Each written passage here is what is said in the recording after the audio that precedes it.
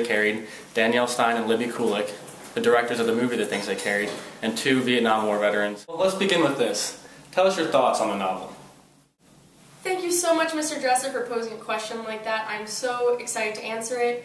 As a director and an artist, as I am, I truly believe that a novel like this one, which seems to blur elements of reality and fiction, and then fictional reality, and then things that are true with things that aren't true, is just fantastic, and I love working with things like that. And while that's true from a soldier's perspective, I can definitely attest that this is a remarkable and bluntly true representation of what the Vietnam War was like, and the kind of travesties and devastation that soldiers, American or Vietnamese, had to go through. I think Tim O'Brien definitely conveyed that feeling well. And for my work, my personal work with James Cameron, and I worked with the emotion and the reality and the strange things, we haven't incorporated the blue people in here, but we did definitely get the emotion and the adventure, and I really think that that kind of element is perfect for a book like this. Interesting. So, tell us, what's unique about the novel? I think the novel is unique because it vividly describes the tragedies of war. But at times, like war stories, you don't know if it's true or not true. Yeah, and I think the fact that it's written in different short stories also brings the whole novel together, and it gives you a greater sense of what the Vietnam War was like. Tim, tell us what your inspiration was for writing the novel. Well, I use this novel as a way of reflecting on my past war experiences, and every soldier has a different way of coping with the traumas that they have gone through. I actually came across this book by Thomas Foster called How to Read Literature Like a Professor, and I utilized many aspects of this novel in my own. This is full of insight, and so the way I formatted my novel is through different short stories, as mentioned before, which come across to form a larger representation of the entire Vietnam War. My novel is definitely a must-read. Oh, interesting. Tell us about the reality versus the fictional aspects of the novel. When I was reading this novel, I couldn't help but think, this is what war is about. Because we can't classify this as a historical fiction, some of these things happen. And at the same time, this isn't Tim O'Brien's autobiography. And I think what he's pieced together is actual representations of the war. Whether or not he lived through them himself, these things happened in one form or another.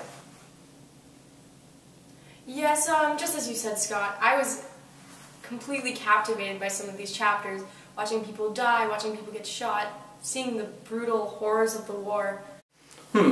Let's address our Twitter followers. Adriano asks, I didn't know what was real in the novel. Can you give some light to that? Well, neither were we. And sometimes we weren't sure reading the novel if it was a real experience by Tim O'Brien, something based on a real experience by someone Tim O'Brien knew, something that was completely fictional just to add to the novel. Well, that was exactly the point I wanted to come across to the readers, is that it's not really whether it's true or not, it's just a representation of the war itself. So it actually remains a mystery whether it's true or not. Be honest with us now. Do you suffer from PTSD? The war, just all the killings, all the gore, it's so hard on me.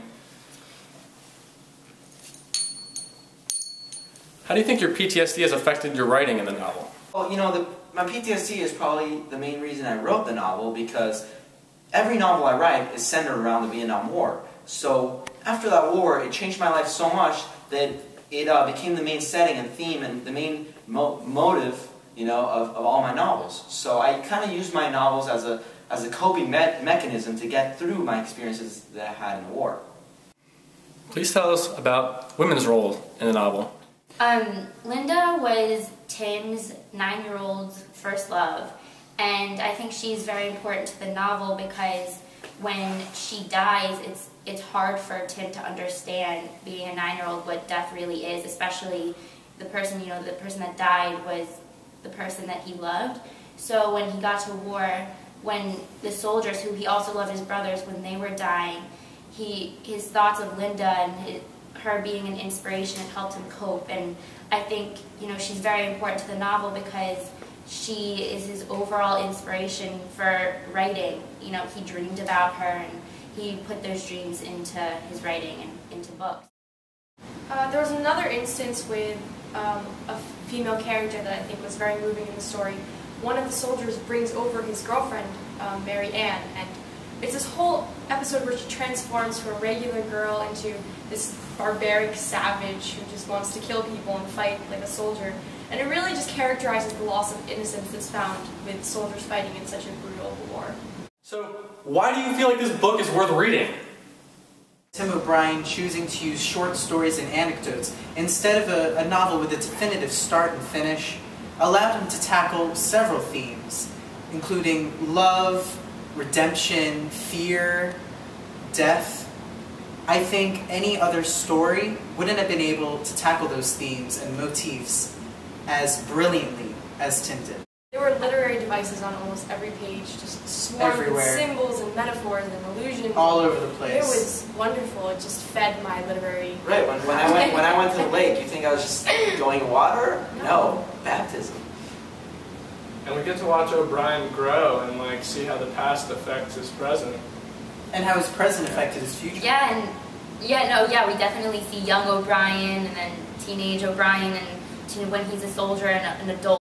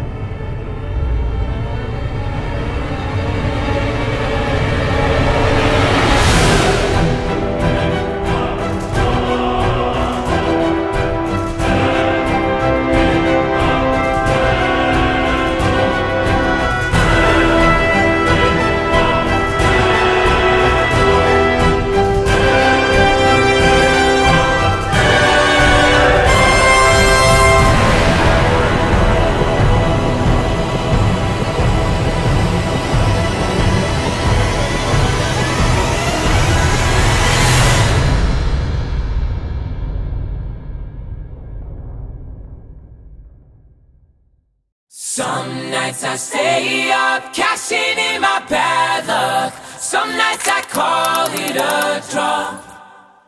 Some nights I wish that my lips could build a castle. Some nights I wish they'd just fall off. But I still wake up, I still see your